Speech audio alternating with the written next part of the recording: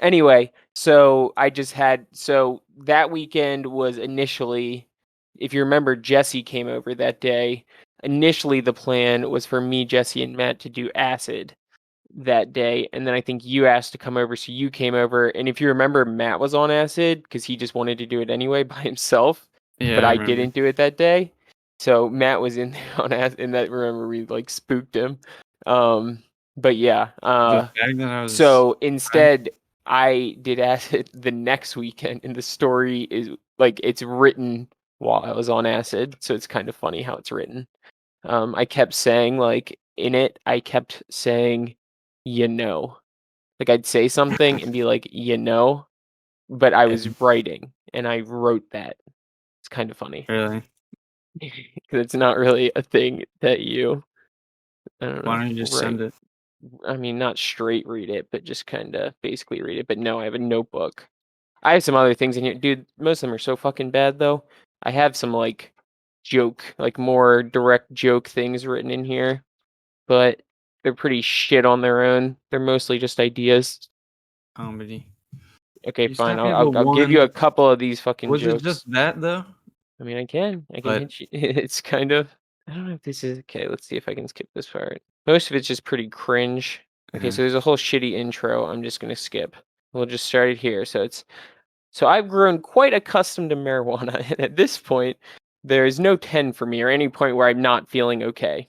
So I forget that for some people that I smoke with, if they smoke too much, shit's gonna get real, and they're not gonna be okay. And then here it just goes to so my younger brother comes over one. So this is a day you came over. I think you were 19 at the time. And I was like, yeah, because that was when like you were mentioning to me that like your friends smoked, but you didn't want to smoke with them, and then you want to smoke sometime, come over, and then so basically, me being the genius that I am, I was like, oh yeah, sure, and not really remembering that even the first probably 10 times I smoked, I had quite a bad time and I hated doing it with people. So that was just fucking dumb. And so you came over, hung out, and plan was so we had the packs, if you remember the vaporizer, and we did Yeah. that. But you complained about that so fucking much. You were like, Disgusting. I can't "Oh, taste it tastes like it's so herby," and you kept saying it that. was so herby, and like, I mean, that's better than fire and ash, but okay, I guess it's too herby for you. And then so we didn't really. I don't think you really did much of that at any point. But then the next idea, I get the brilliant idea to bring out a blunt I rolled. And I don't think you I I don't even didn't know if I get told there. you all this, but it was not just a normal blunt. It was a special blunt. My thought was the fact that tobacco was mixed in would make it less gross to you, since that was something you had before. So we get the blunt out, but the blunt was rolled for me, Jesse, and Matt that day, like before I knew you were coming.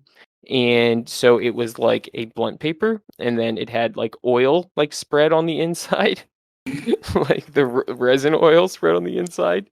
So it was a very significant blunt. So that was kind of step one of things going down a bad path. And so that was that, and then so we smoked a bit of that. I didn't really think you. I don't know. I was watching you smoke it. Didn't really think you were actually inhaling much, so I wasn't really too worried. And then after that point, we went back inside, and you like wanted a snack, and I had weed brownies. Oh, Not that these were necessarily like normal strong weed brownies by any means, because these were like so like the packs, you can vape it. It doesn't actually burn it though. So you can like use that to make butter, right? So you can take that, use that to make a butter and then make like brownies with it, but they're not like super strong. So since that was really like the only directly accessible snack I had, you just kept eating them. And I just wasn't really like it wasn't really registering to me that you were eating multiple brown because they were really good too. Because like I said, they're not really strong, and I made them good. And I just remember they were very good, and you kept eating them, and I just didn't really register to me. And I don't remember. I didn't. I wish I wrote down what movie we were watching. We were watching I some know the movie. movie. What 100%. movie? The that one where the woman is deaf and it's on Netflix. The Oh woman's yeah, yeah, deaf. yeah, yeah. Oh, let me look it up. Wait, It's is it the one with The guy from The Office? No. Oh, no. It's a scary movie. It was Yeah, and that's what. Hush. Yes.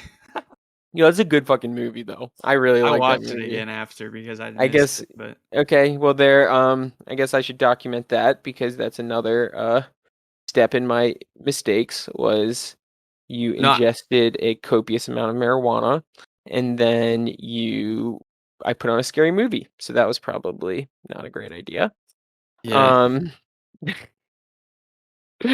so yeah, basically all I remember is we were watching the movie. Well, yeah, we were watching the movie, everything was kind of fine.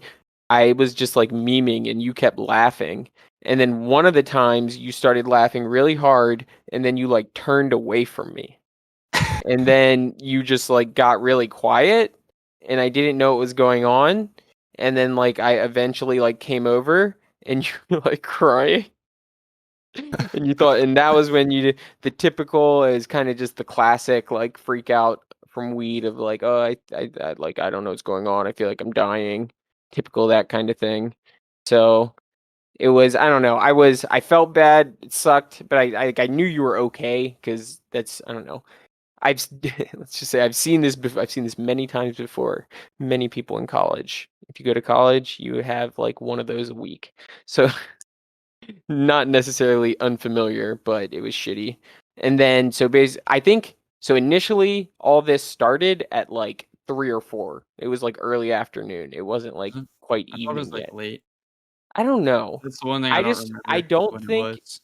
I don't think you were originally planning to sleep over, or No, no, were no. you? I think the plan was to sleep over because I knew I wasn't gonna be able to drive home probably because I didn't want Well, to. you didn't drive home. I picked you up. This was before you like Oh were yeah, yeah, comfortable driving on the Beltway. yeah. I thought the No, intent was well, I don't remember pretty exactly sure why it the was to next sleep part over. happens though. But anyway, regardless, so that was like, I don't know. I think it was kind of early afternoon. It just wasn't very late yet because then you just like, I got you to lay down and you kind of just went to sleep or at least just laying in the bed. And so you're laying there for like 4 or 5 hours. And then at some point, mom's like texting me and she wants to talk to you. And I had like Yeah. been checking on you and trying to talk to you like that entire time whenever I saw you were awake and you would like start to say you were okay and then you would like become incoherent and you couldn't like put together thoughts. So I was like, "Oh shit, like everything is fucked." Like he definitely mom's going to talk to him and there's something's weird. But then you, I eventually mom just called me. I answered the phone. You're laying in the bed in my room. So I bring you the phone and just give it to you and like walk out. But I'm like listening to like see what happens and see if the jig is truly up. And then somehow you pull out like the most clear, coherent conversation I've ever heard from you because you're not always the most clear and coherent. And it was your I hero think I moment. knew. And I knew then it was after there. that, you went to sleep.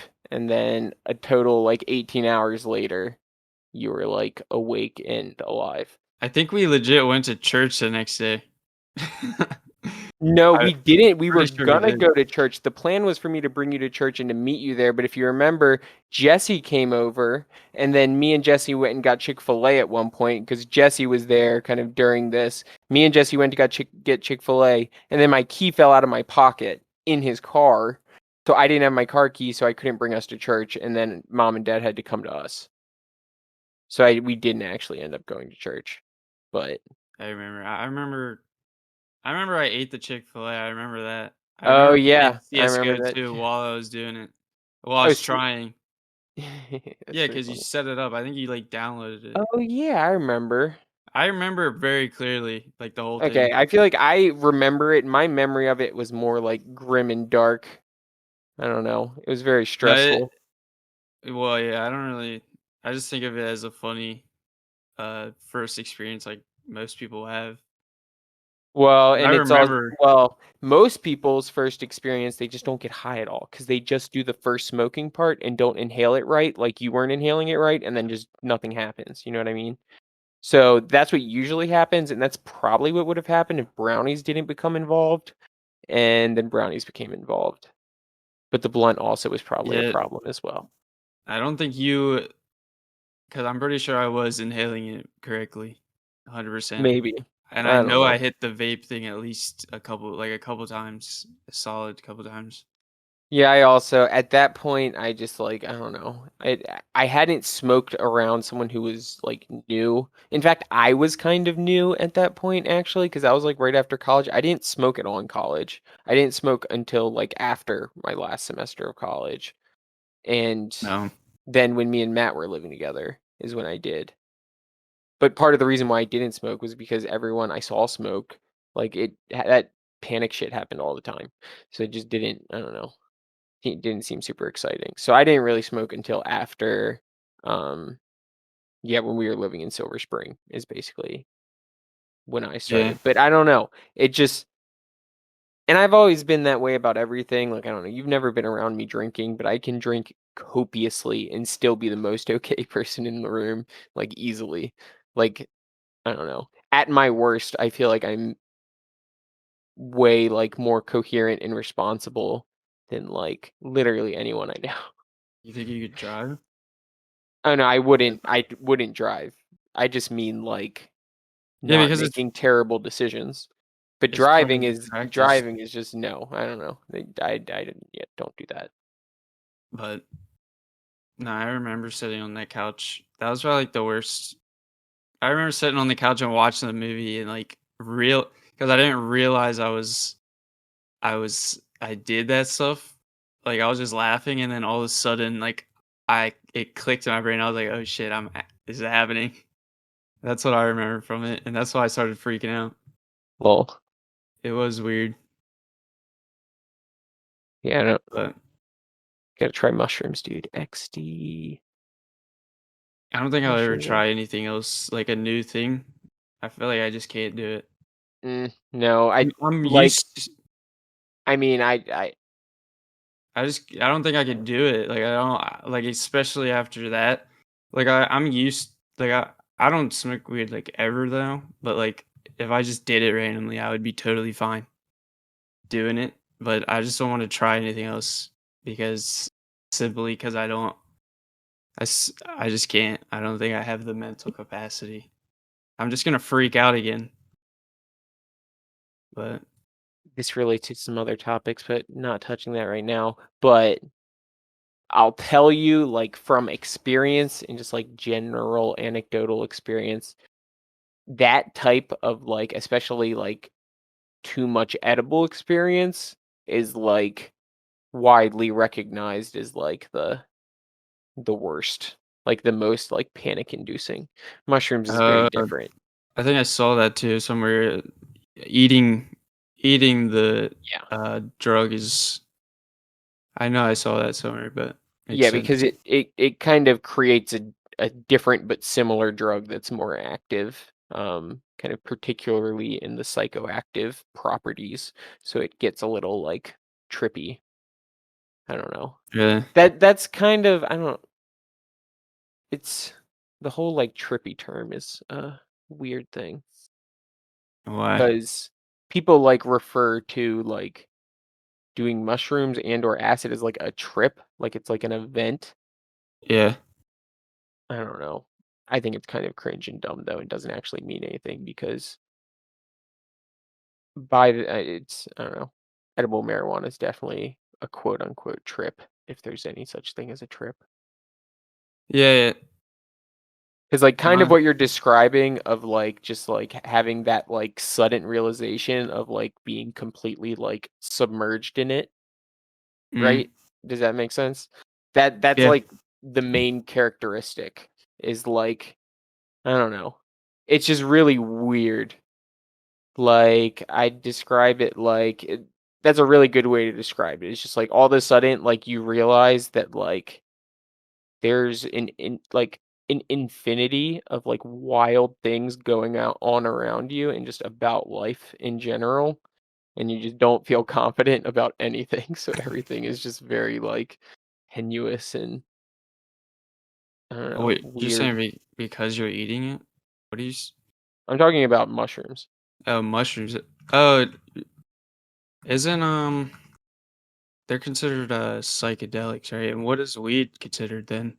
Or is it, It's kind of its own thing. It's a cannabinoid, so it's it's not a psychedelic. It's not no. considered. Well, yeah, not really. It does have some like psychoactive attributes, um, but it's not considered like a classical psychedelic at all. Um, What is the term? What is that? What does it mean by Cannabinoid, so it's psychedelic? like in your Or yeah, so people already have kind of naturally you have what's called an endocannabinoid system, yeah, which is part of why like THC isn't really toxic at all, but it's just a compound that kind of like activates that system and it's tied to a number of different things. Um, so interesting. it kind of Well, it's just something and kind of in a sense, things like mushrooms work similarly because like mushrooms is kind of the same idea. Like have you ever heard of serotonin? yes. What is it So again? No, I've heard about it. it's I one of hear about your it all the time. yeah, it's one of your neurotransmitters. So it's like I don't remember exactly how many, but there's kind of several major neurotransmitters. So there's like serotonin, dopamine, and then norepinephrine or adrenaline, which is the same thing. Uh, But yeah, yeah, and yeah, what is there's there's one that makes epineph EpiPens or something. Epinephrine. I think Which it's one? norepinephrine. Yeah, that's Something kind of makes it, the and I was yeah. I don't know. I was just thinking about it. I heard it recently. yeah, yeah. But the way mushrooms work is basically it's the compound in it, the active compound is very structurally similar to serotonin, and there's like a specific type of serotonin receptor that it bonds to, but kind of physically what's happening is yeah, it's kind of the receptors are reading something that they're not necessarily accustomed to normally, and Yeah, that but in terms of how that actually like feels, it's just I don't know, kind of gets to one of the topics you suggested, but like I don't know, one of your things it's was superhuman. kind of yeah, but I would I don't know. I don't want to say I disagree with that. More so, I'd like so like when you do some form of drug, um, it kind of typically I think kind of the unifying trait like across all drugs, not all drugs will necessarily get you to thinking about these types of things, but it changes things about like the physical properties of your brain, which I Uh, don't know. In like I'm saying in that moment. I'm not saying like permanent. What I'm okay. saying is the fact of that doing that, I think the value and kind of I think almost what you're talking about is superhuman is it's almost like you're getting a different person to look at the inside of your brain in a sense. Do you get what I mean? Of Control. like no, but like you're putting yourself into a different frame of thought, Uh, but you're still like yourself. Do you get what so it's you're looking at like yeah, it's yourself. opening. Yeah, it's what I said. It's like Well, it's yeah. kind of like superhuman. It's kind of opening up something that you normally can't access Yeah, using your yeah, normal. that's what I'm saying. Yeah, is it's I don't think it necessarily so like doesn't necessarily make you like give you super senses or anything, but I think a lot of what it does is it just yeah, it takes you out of the pattern of how you're looking at things and kind of gives you a different angle to look at things with. And I think some more than others. Like you definitely get a bit of that with weed, but like things like psychedelics, at least for me, like that's the entire experience. Is like I feel like I don't know, someone who isn't myself is like looking into my brain and like commenting on it. It's a weird experience. I I read that micro dosing that though it like helps with just like confidence in general and like being able to like I read like it's easier for some people that are microdosing like to talk in front of crowds when they're normally Hmm. like scared to. Yeah. Yeah, Do you not possibly. have those?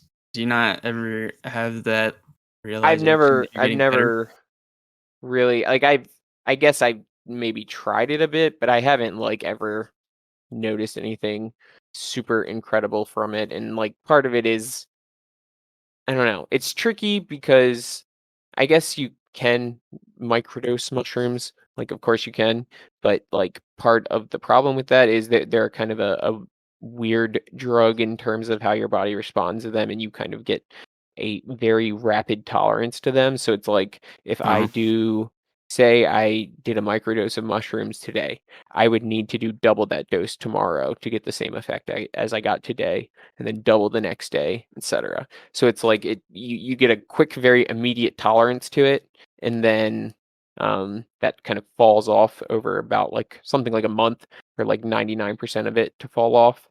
Um, yeah.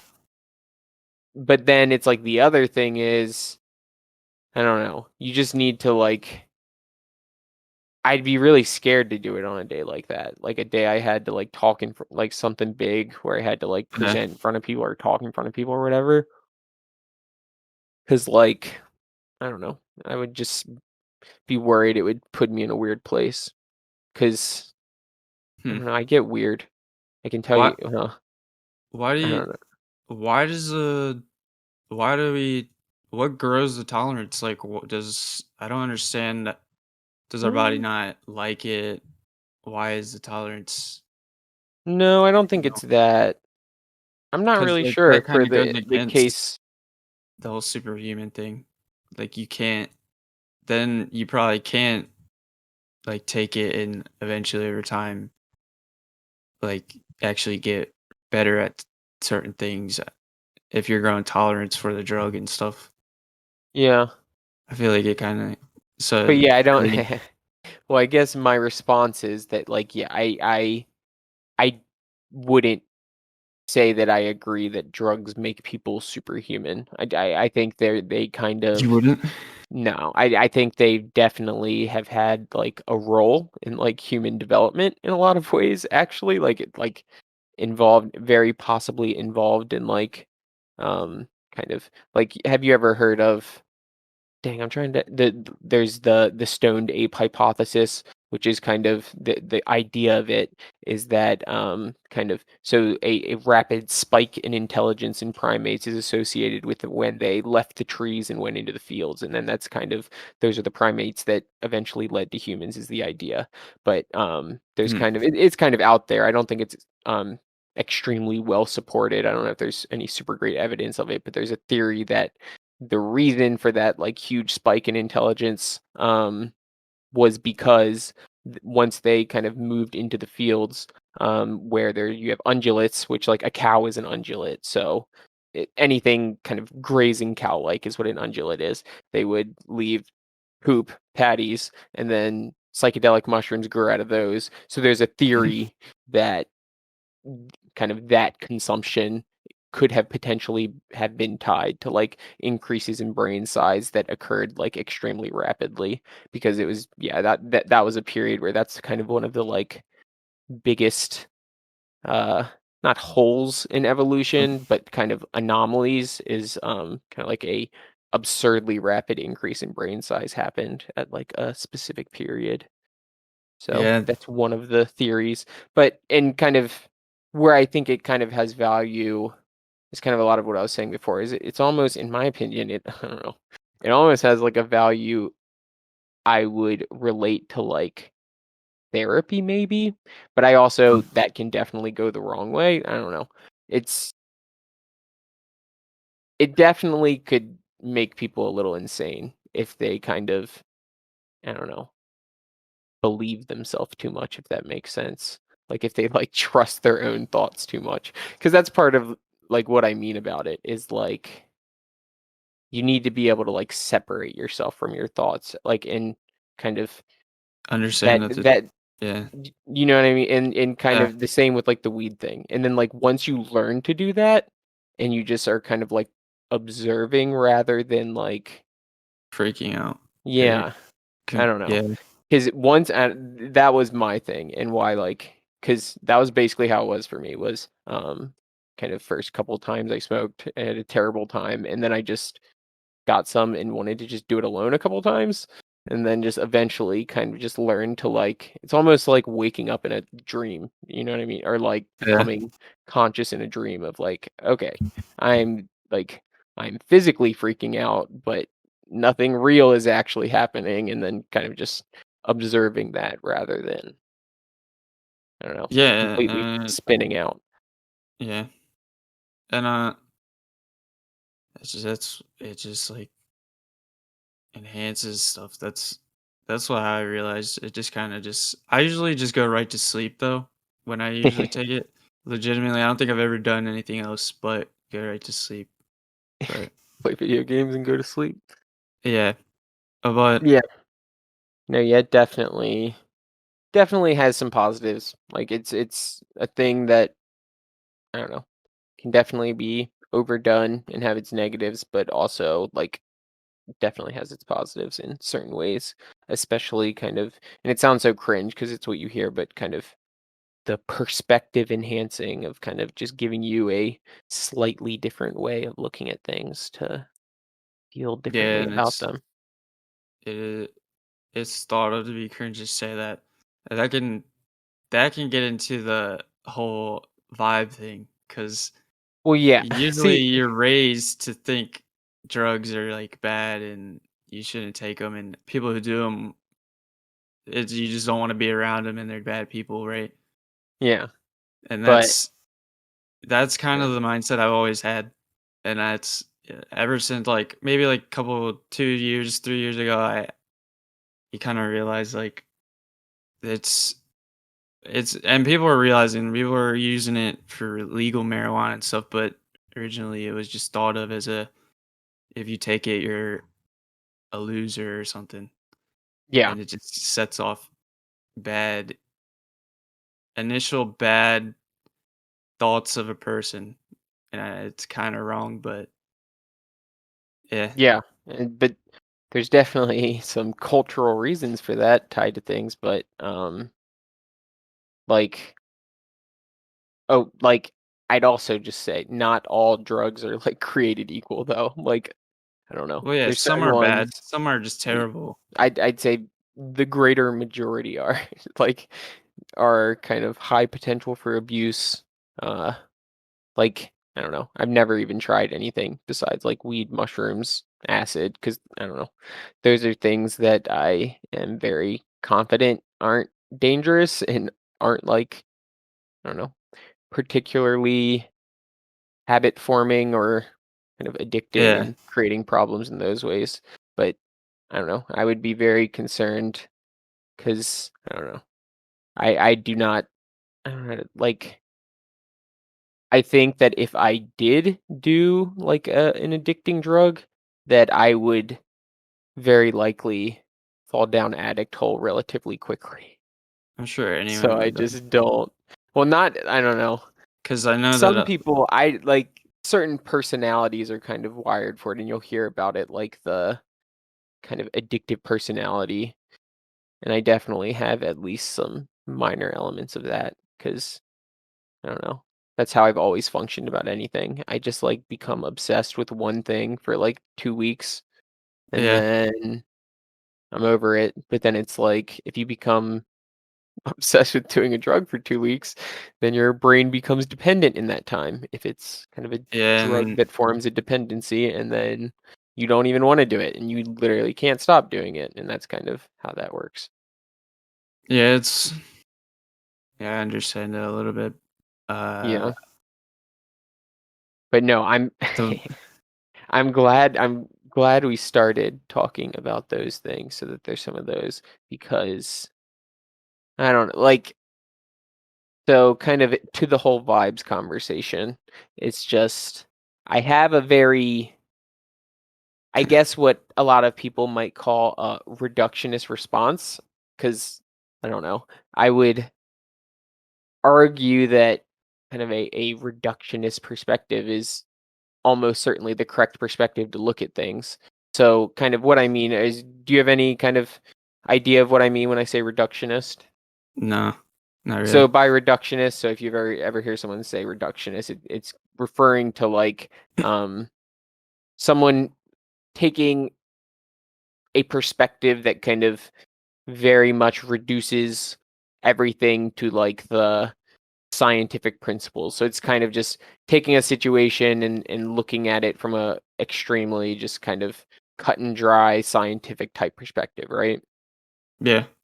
Yeah, so like my response to kind of what we started talking about like the vibe thing and all is definitely quite reductionist.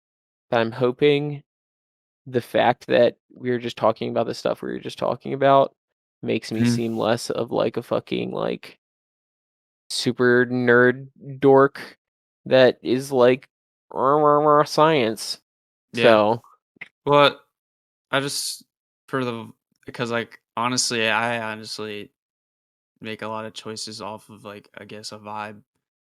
Like seriously, as stupid as it sounds, yeah. like I won't go in certain places because I don't feel comfortable because I it just seems like it's a brick building type thing. Like I don't like the building because it's brick.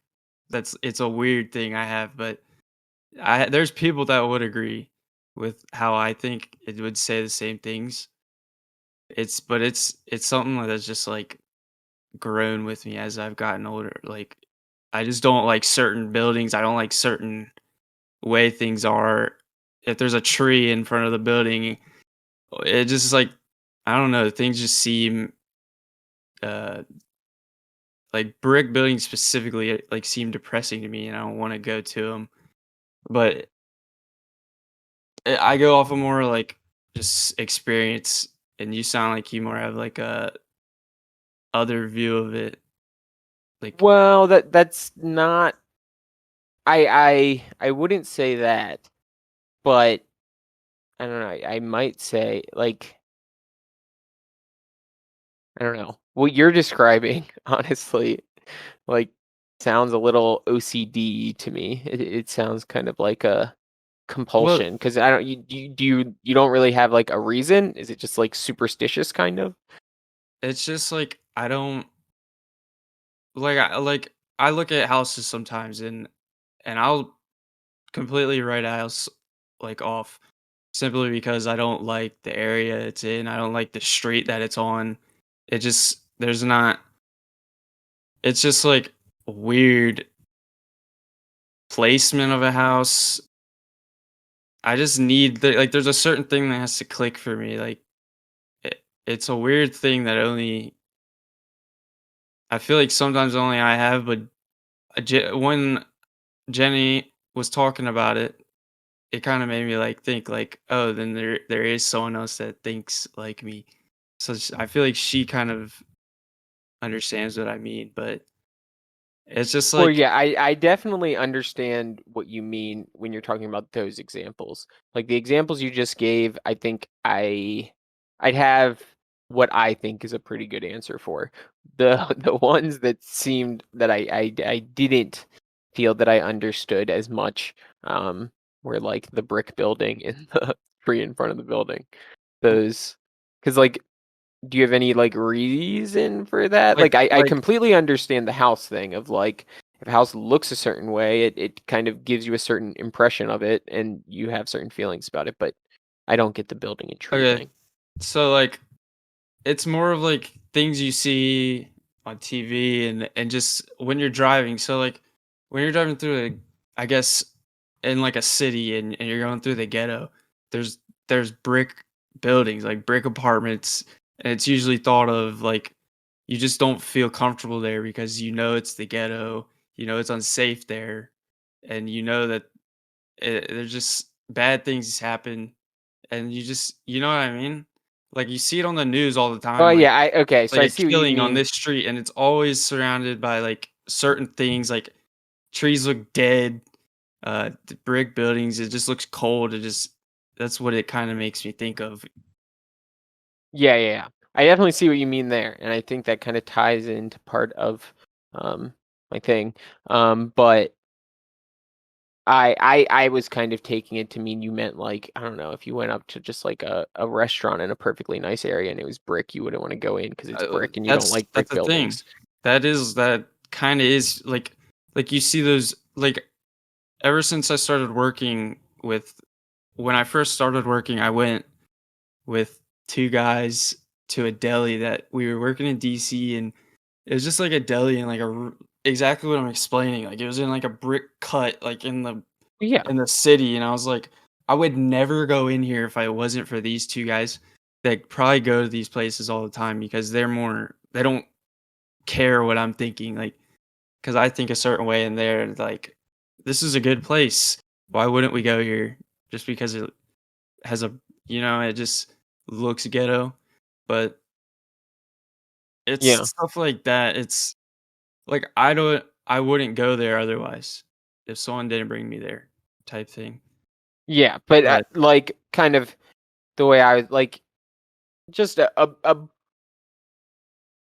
building being brick in and of itself isn't like well, sketchy, that's just example. right? Well, yeah, but that's kind of how I was taking it. Like, there's plenty of nice restaurants in Alexandria that are made of brick. It doesn't mean that, but you kind of just more mean the setting of places. You won't go to places In within a certain certain areas. setting.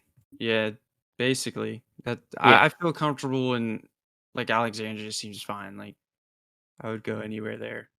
yeah, It's just like certain places that I've always thought to be a bad place and it's yeah. just a You just different don't vibe. feel It's safe there. yeah, it's all that's what like just decorating like a house to create like a vibe too. Like that's what I mean. And like some places you can walk in and you just feel comfortable there. Yeah, And that's what I think a vibe is. and 'Cause you would that's very often intentional, wouldn't you say, right? what do you mean? Intentional? Like That a place. So you're saying a place that just makes you feel comfortable. Someone intentionally either designed or decorated or set up that room, that place in that way, right? yeah, but yeah, basically.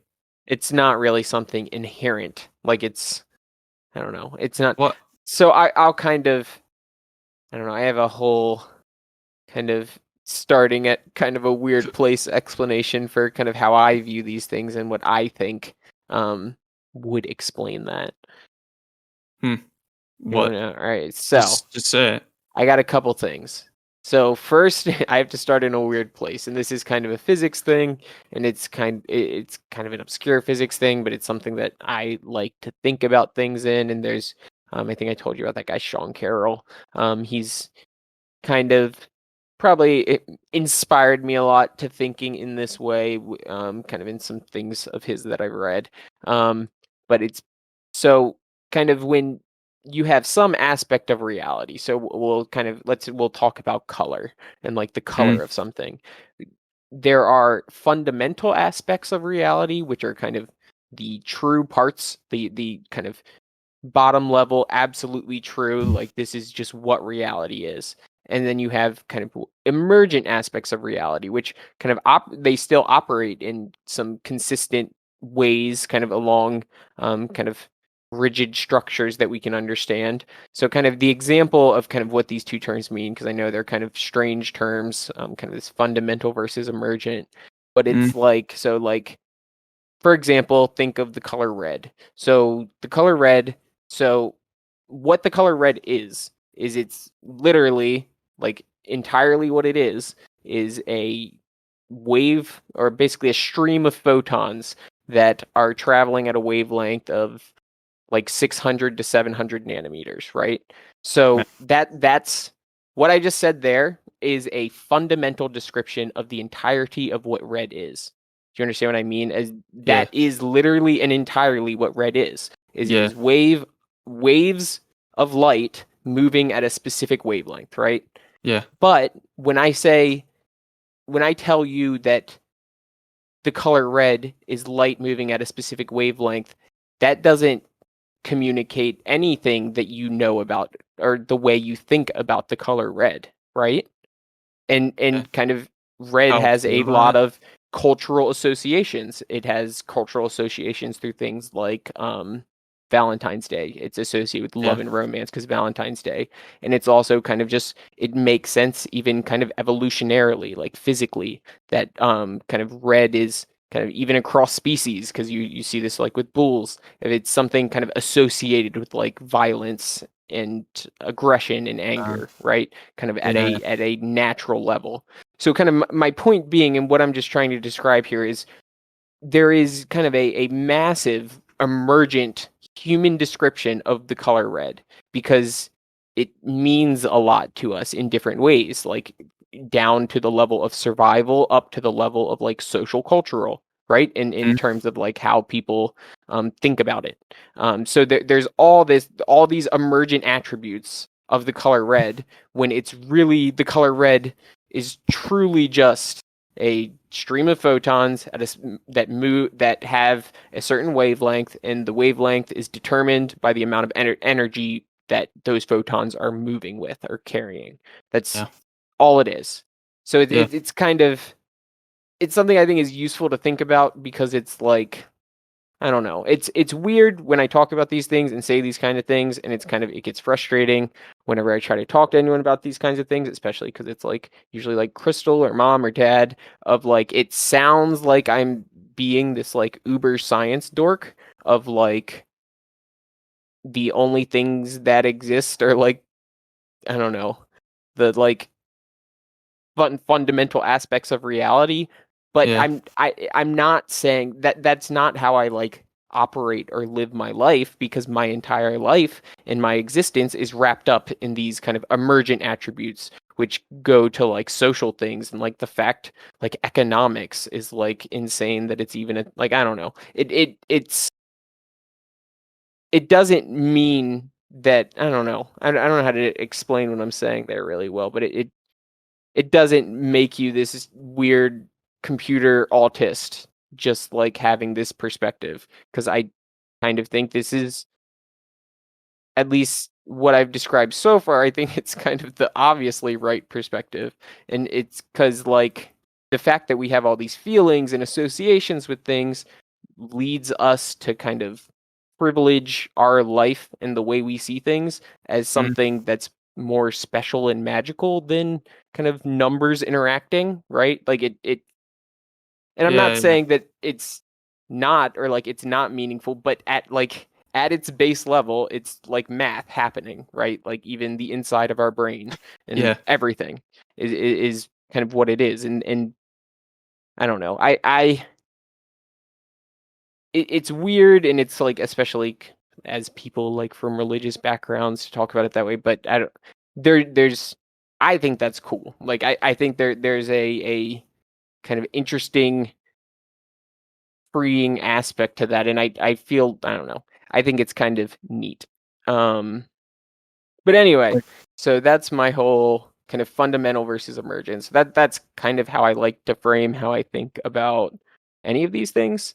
Is kind of trying to parse out kind of what's fundamental versus kind of where literally, you have kind of these emergent human structures and things like that. I, So, but after that, my answer and how I feel about the vibes thing is just I do not think vibes are kind of they're not a fundamental aspect of reality. Like they're not tied to anything. So it's not like a building has a vibe because people died there or something like I those types of things I don't really believe in. But I think kind of when it comes to what you're describing about kind of a restaurant you don't want to go to because it's in like a crappy part of town and it's in a crappy building, is what you're feeling is kind of a culmination of how you have been trained by your culture, by what you've watched on TV, by what your parents have told yeah. you, and then even just by like your natural like base level survival instincts of like that isn't a place safe place for me to go. So it's kind of I mean it's Yeah. weird to say it this way, but it's my perspective and kind of what I'm saying is that in a sense a person you can kind of think of like an AI, like a robot or a computer of like they don't as a person, you don't see the like math, the calculations going on in your brain and like the competing parts of your brain trying to make you all what's going on is you have these different parts of your brain, these different functions in your brain, and they are all coming together and giving you a message and you just feel it as a quote unquote vibe, right? Yeah. So it's not like you are even aware of all the things you're measuring and weighing into that, but you have a vibe. It gives you, in You combination, all of the things going on and all the surroundings give you a feeling about it.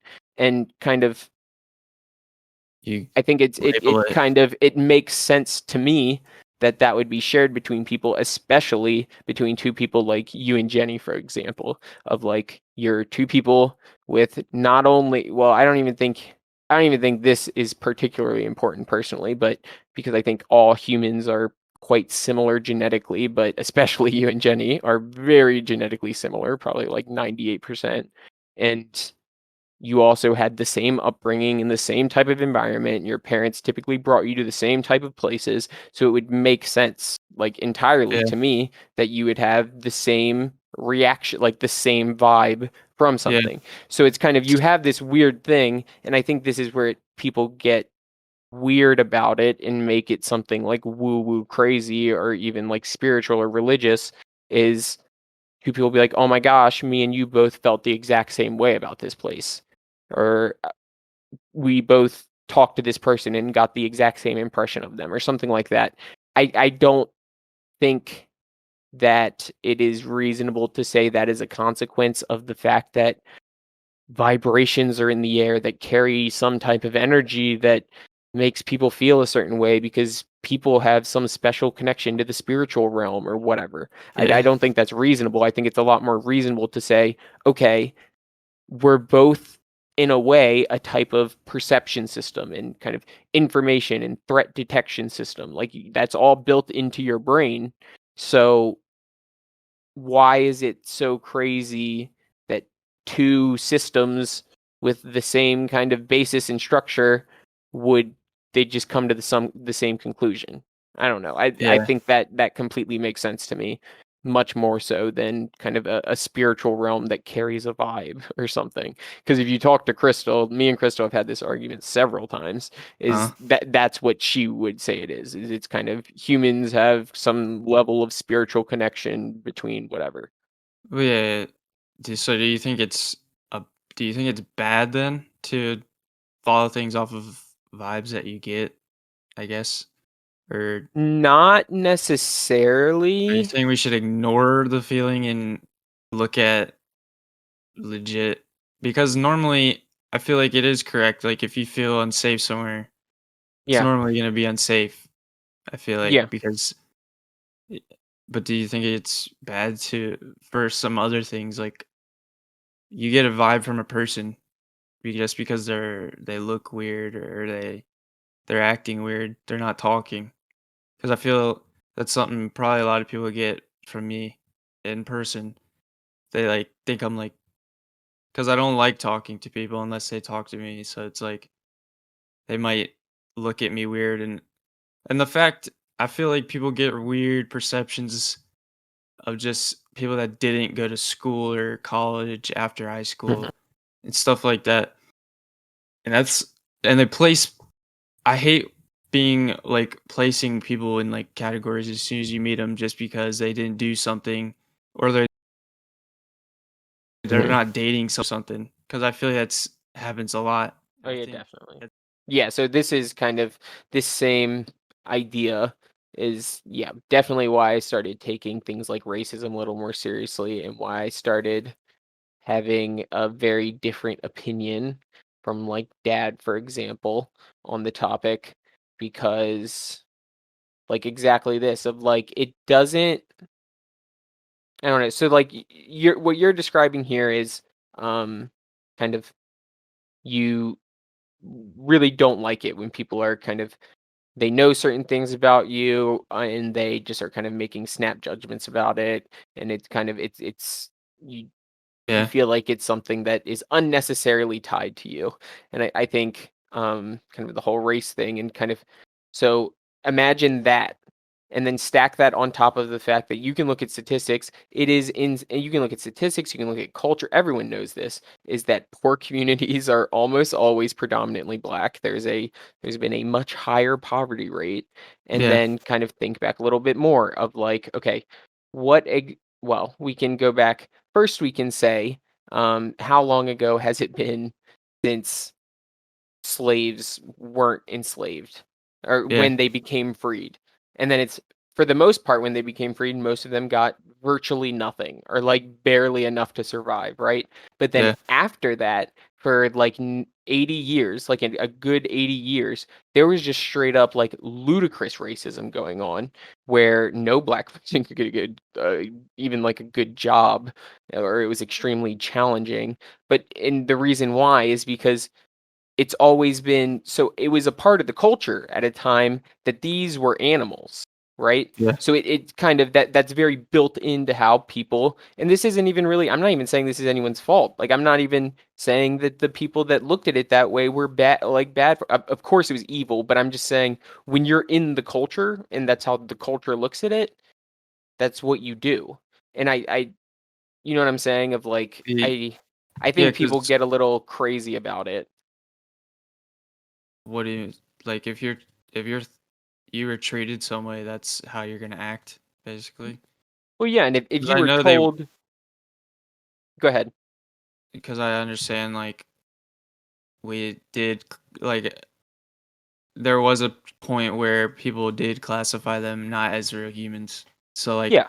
I feel like if you're treated that way, then yeah, maybe it does kind of that's how you're gonna act for a while, basically until you like get used to being treated like another human, Well, I guess. I'm not even really saying that so much as I'm saying, um, kind of, so I'm talking about the preconceived notion of the people looking at them, right? So Yeah. I like if if you have a whole country where a significant and then kind of a part of the country it's more tied to, particularly like the southern, hence the Civil War, but you have people where it is just a part of their lives that a certain group of people work for us and we own them, right? So Mm, it's built into them that these people are not fully people, right? That's kind of more what I, so it's how they're going to treat them. So okay, so let's say, so kind of we take that next step. Now the slaves have been freed. So where now we have a population of black people in America that everyone for their entire life they owned and treated like less than people. So how do you now continue to move on with your life without hating yourself? Shouldn't you be like, "Oh my uh, god, I owned people and I didn't think anything of it." No, it's built into your story of the world. So it's you just still think it and you think it's just unjust. You get what I'm saying? Like yeah, I think it's you I don't don't, you either start hating yourself or you continue to believe what you believed. You get what I'm saying? yeah, but I feel like that's self-inflicted a lot. Like if like I feel like it's been at least how many generations since like actual slave like you know what Okay, I'm well, saying? How many let generations? me Because they're trained to think like that because their parents tell them all. I feel like they're owed something. They feel like they're owed something because they're great. Like you know what I'm saying? Like nowadays, it's pretty. I would think, yeah. There's some employers, I guess, that would use like your skin color to hire you, but I feel like everyone kind of has equal, and as long as you work hard, like you can get it. But I feel like they do like people that were slaves that had grandparents that were slaves.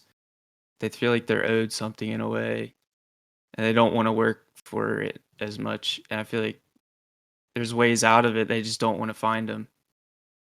Almost. um That's how I think about it right now.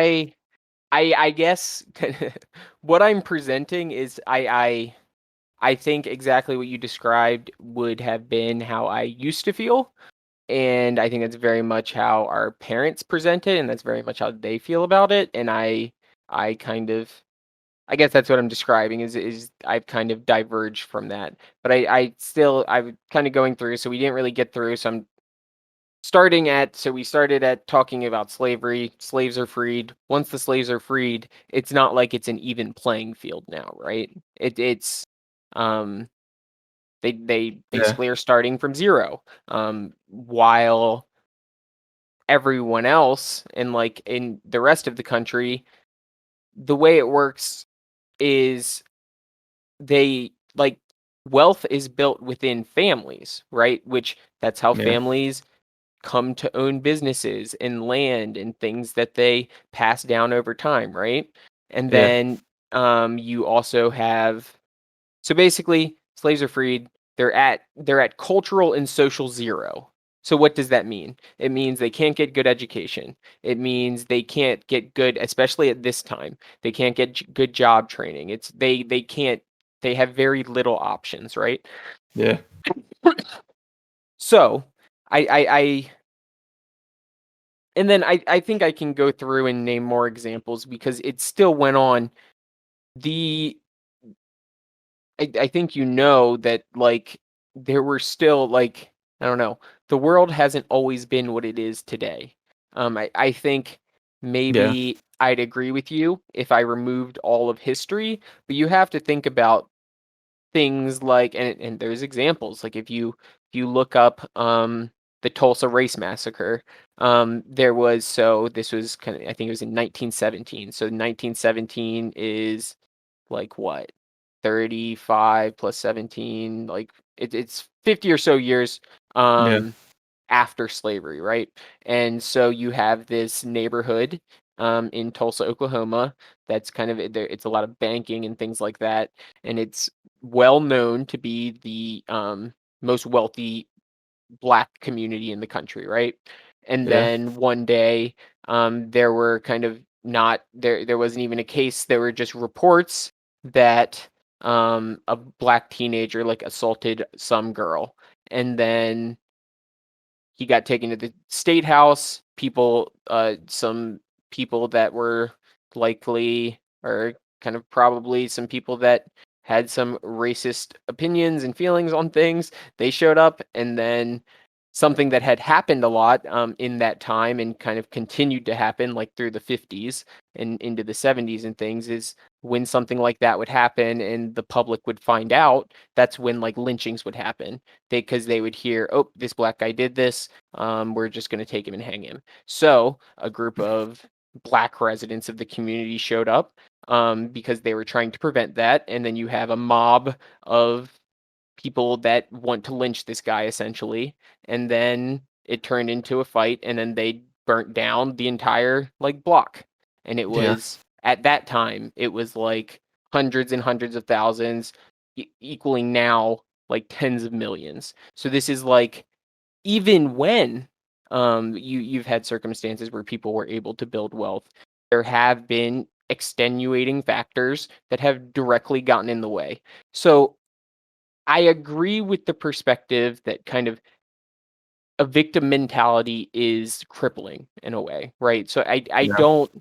I don't mean to suggest that it's good for people to look at it this way and kind of look at their life this way. I think that they kind of you need to focus on other aspects of your life. But I think it's absurd to say that like on average a person born black and a person born white or even Asian or whatever is on an even playing field. And I think there's logical reasons for that. Of it's kind of if you are growing up in like a terrible community and you kind of everything you see on TV and media, like you know this isn't normal and you know that everyone lives in your community is another black person and you kind of you know the history because like I'm sure your family talks about it and hypes it up or whatever, and that's not healthy for them to do. It's not healthy for parents to push that into them.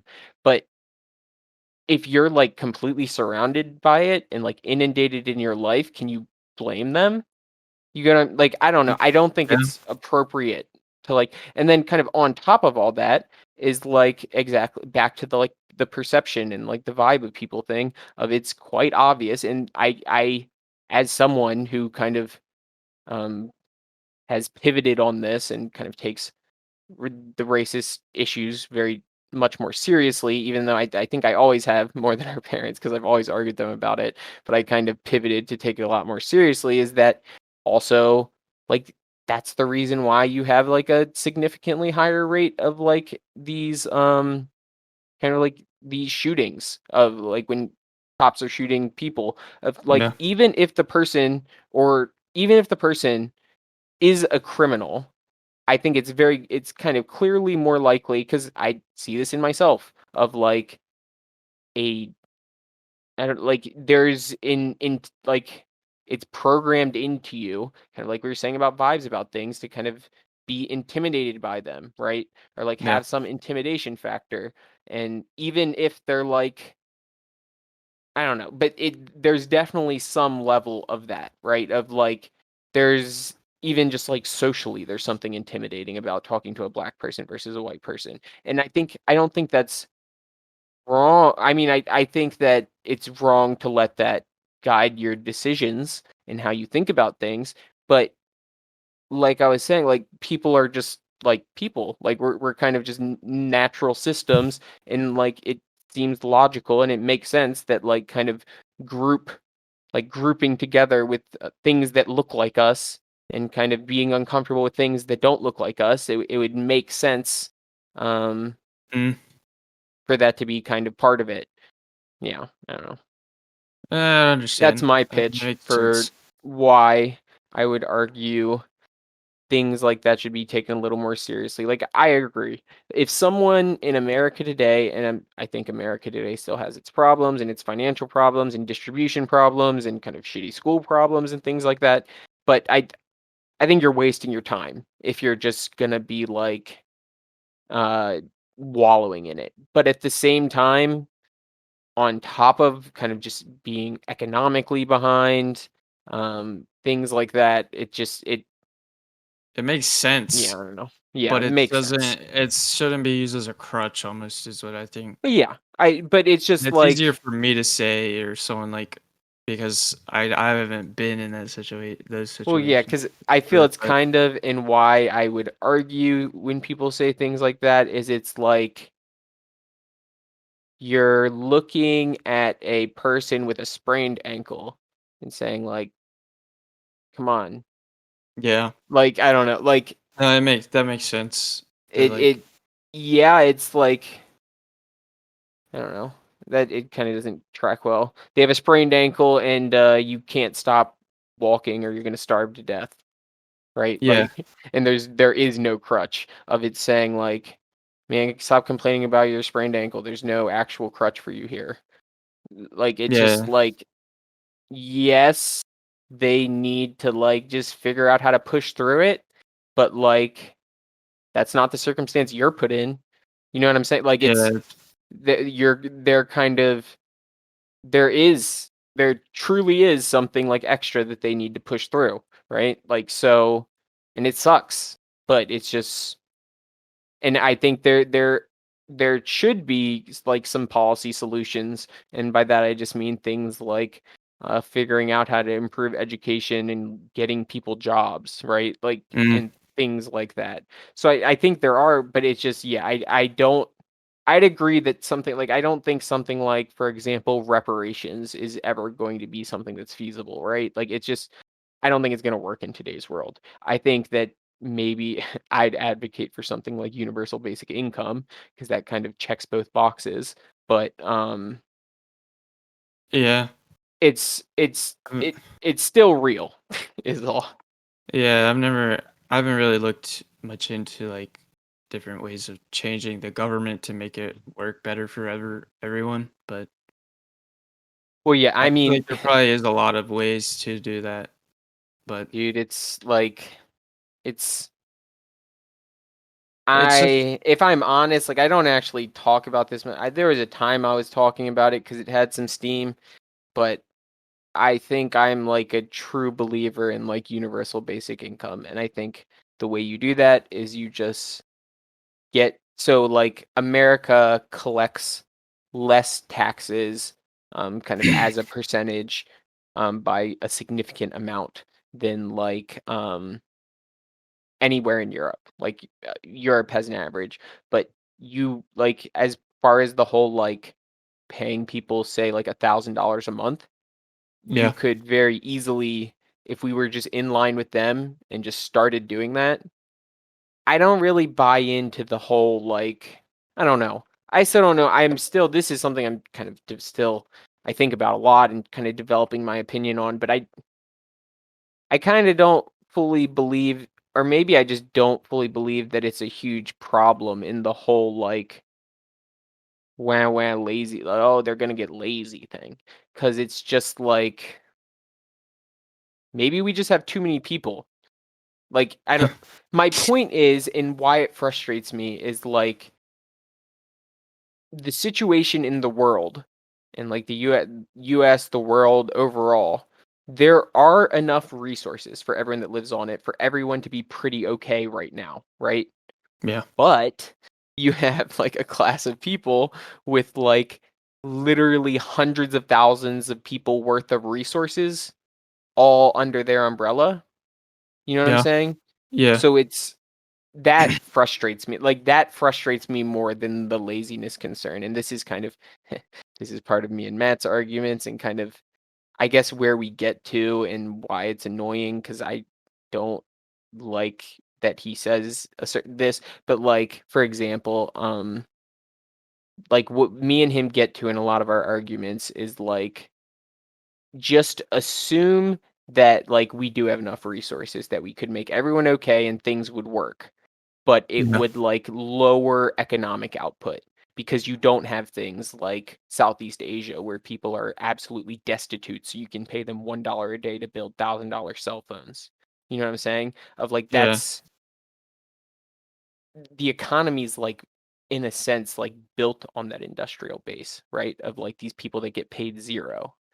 So it's Yeah. like so in a way it's kind of like it's useful that these people are destitute. You know what I'm saying? Like it's useful that these countries are extremely poor and there's something the fact that like part of like the American and Western economies are built on things like that is so like the me and Matt argument is like if it was like if someone could tell you it was a fact that kind of making sure all those people were okay so that they didn't have to take a dollar a job a day like a dollar a day jobs.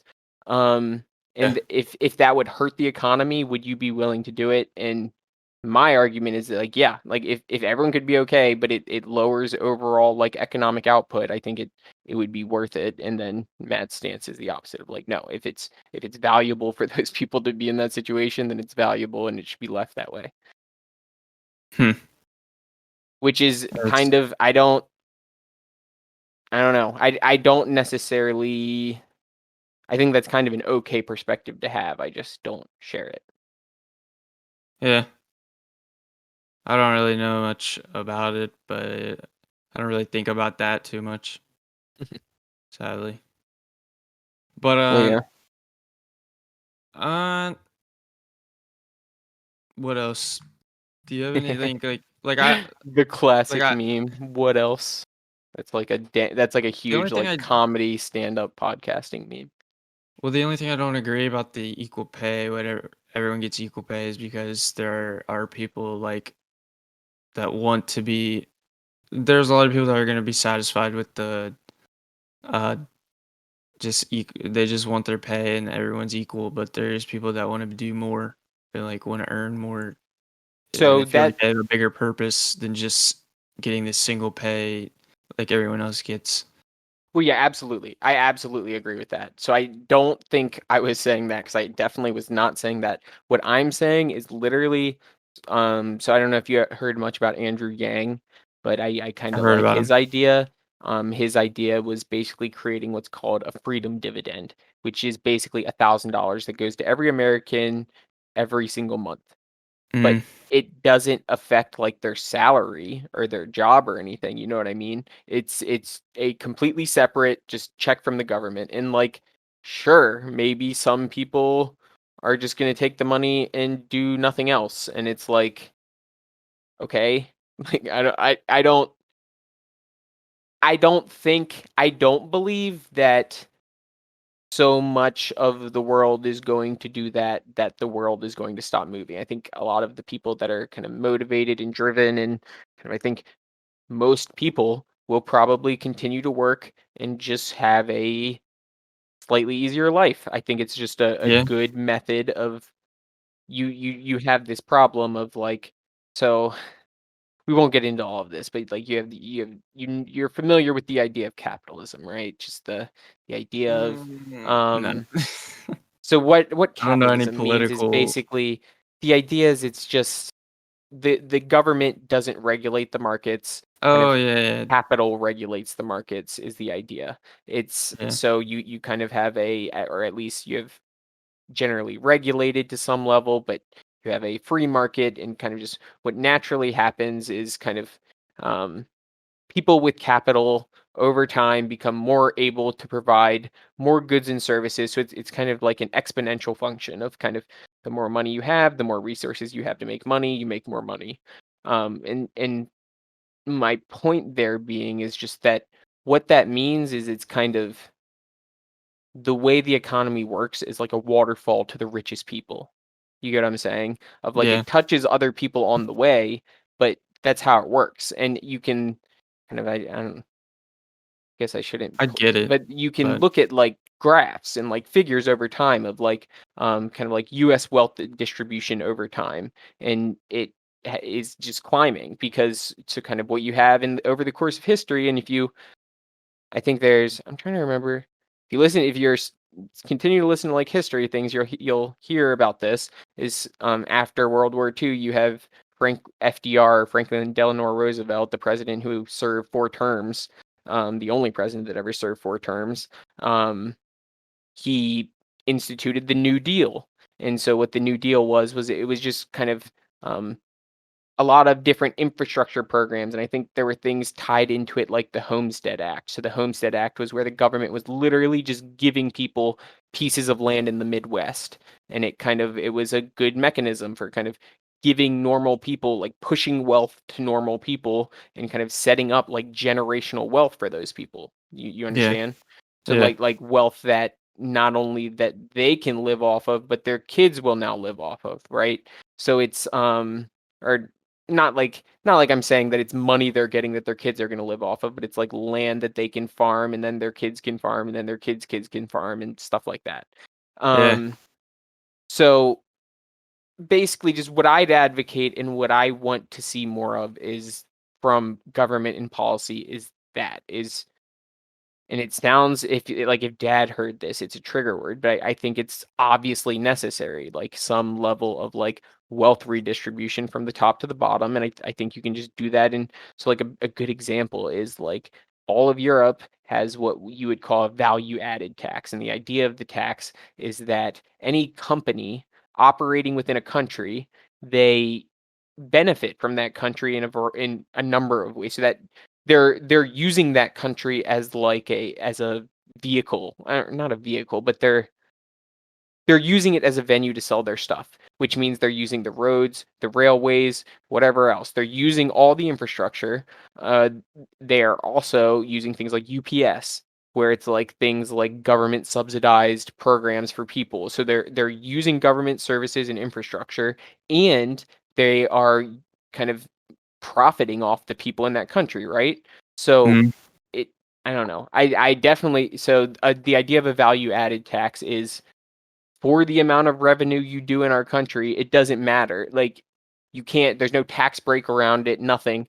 For the amount of revenue you do in our country, you pay this in taxes. So like what I would like to see happen if I could kind of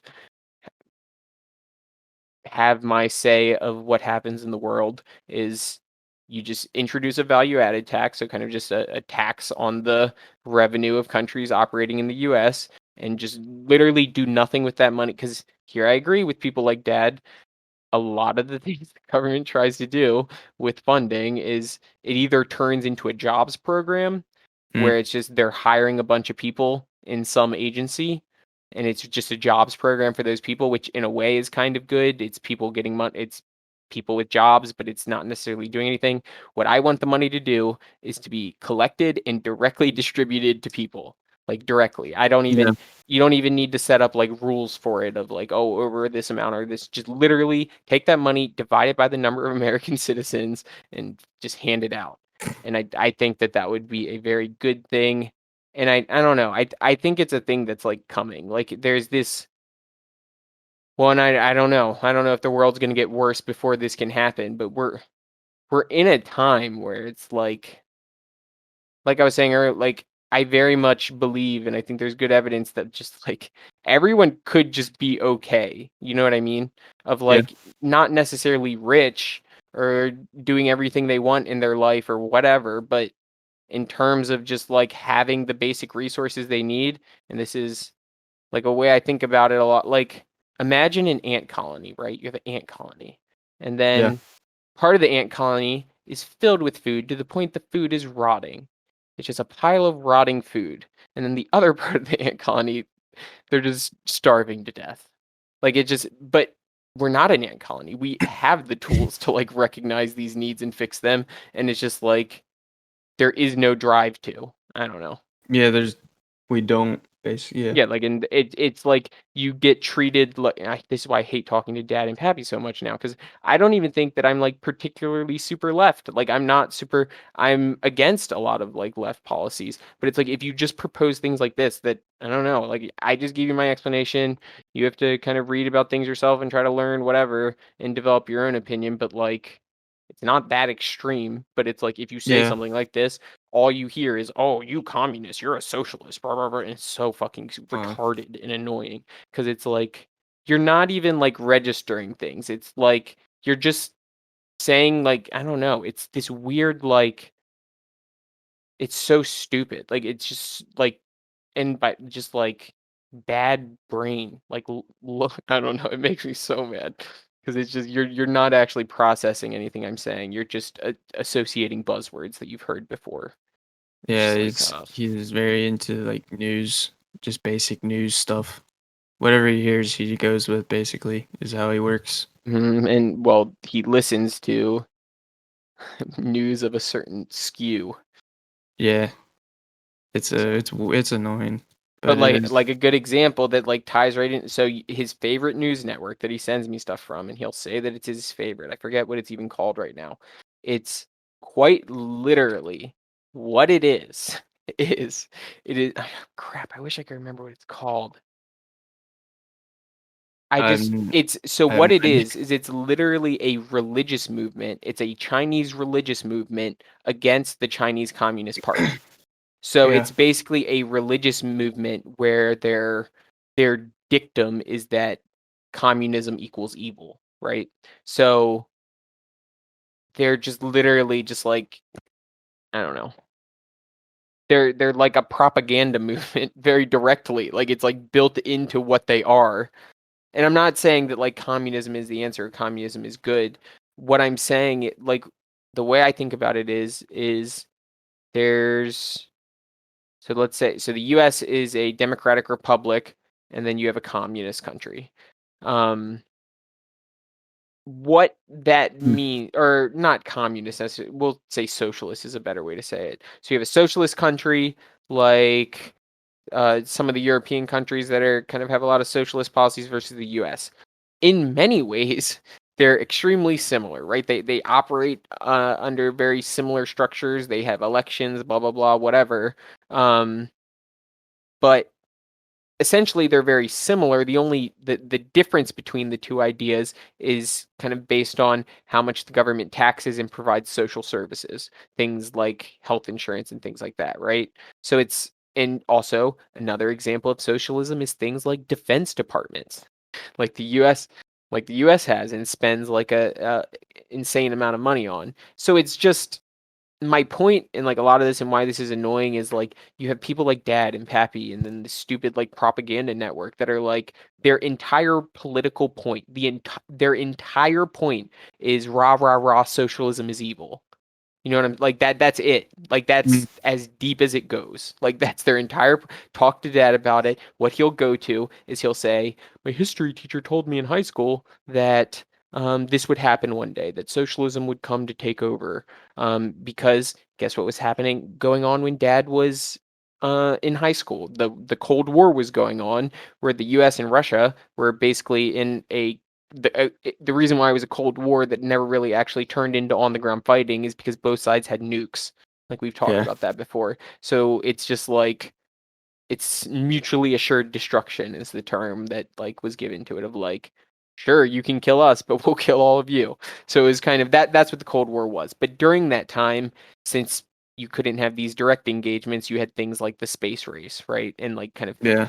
scientific competition and things like that, and trying to prove like, oh look, we're ahead of you and have the upper hand on you now. So that was kind of going on. But as part of that was kind of this whole kind of campaign from people about how socialism's evil and it's coming and blah blah blah. And I think that's why you have a lot of people that think like Dad and Pappy and stuff like that. Is it's just they came up in a time where kind of that was there was like a true and legitimate world competition with like potential for war between a socialist power and a capitalist a capitalist republic is I guess how you'd refer to it in Mm. contrast. So it just like it makes sense they would feel that way, but it doesn't mean that like anything you can consider socialism is inherently evil. Because like the biggest example, the largest jobs program in human history is the United States Department of Defense. That's how I'm employed. It's Yeah. I don't like it's that is socialism. Like any type of government jobs program is socialism. So like you can't just say socialism equal evil. Like you can say I don't think the government should have involvement in this part of the economy. Like sure, but it's a mix. Like we're already a mix of the two things. I would just propose spending money differently. Like you know what I mean? Like I Yeah. wouldn't even argue for more socialism in the terms of more taxes necessarily. I would just want to spend it differently. I don't know. You That's why know, I've gotten so burnt out and frustrated by all those conversations with people. So yeah, it's understandable, but I just probably need to look more into that stuff. I don't really understand it, but yeah, there's definitely a lot of podcasts you can listen to. Things yeah. of that sort. Well, I think we hit a lot of stuff today. I Yeah, I feel just more comfortable. It was more of like a icebreaker, I guess. yeah. And yeah, there I might be wouldn't some interesting post like I parts. don't. Yeah, I mean you could post, but like I'm just saying, I feel like I messed up a lot.